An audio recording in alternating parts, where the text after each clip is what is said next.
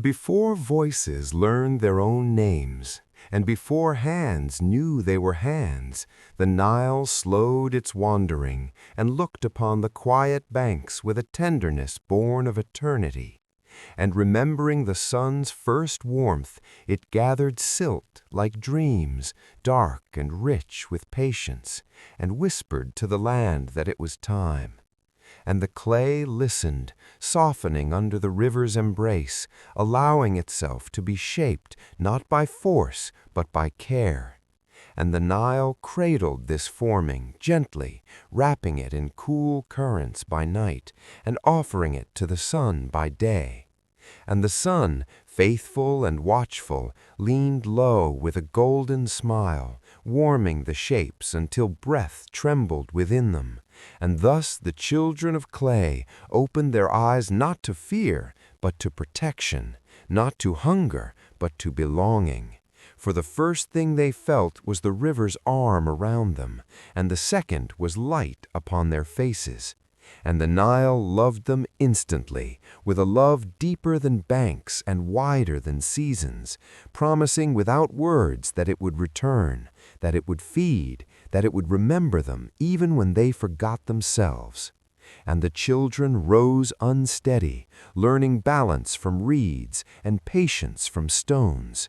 And when they fell, the river did not laugh, but flowed closer, teaching them resilience by example, showing that even broken paths can still move forward. And when they grew afraid of night, the Nile reflected the stars and told them they were not alone, that above and below the same light watched them. And so the children learned courage, not as conquest, but as trust.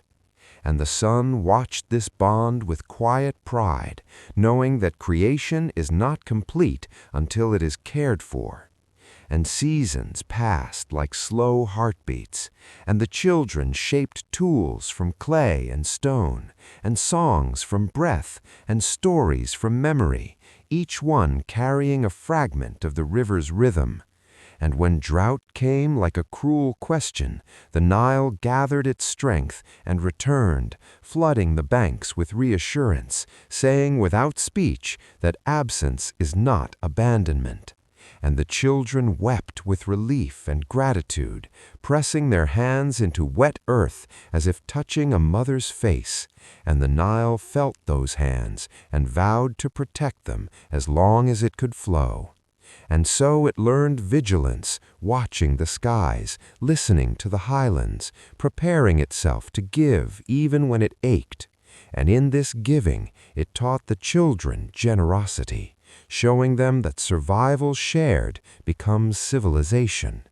And the sun, ever present, taught them hope by rising again, no matter how dark the night. And the children learned to lift their faces upward and their hands outward, becoming bridges between light and water.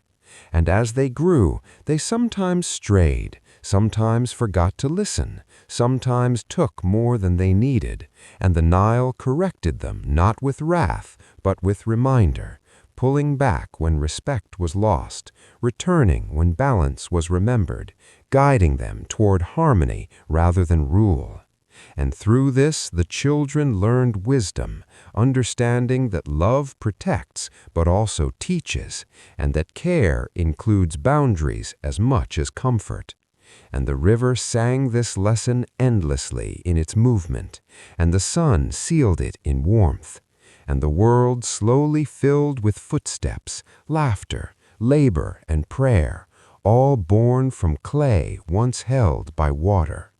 And the Nile watched generations rise like waves and fall like evening, holding their names in its depths, carrying their stories toward the sea of time. And even when the children argued, feared, or doubted themselves, the river remained, a constant promise that they were made with intention, that they belonged to something older and kinder than fear. And so episode 2 closes with the Nile flowing past sleeping villages, moonlight trembling on its surface, the children of clay breathing softly on its banks, and the river thinking with a mother's heart that as long as it moves, humanity will remember where it came from water, from light, from love, and from a care that never truly ends.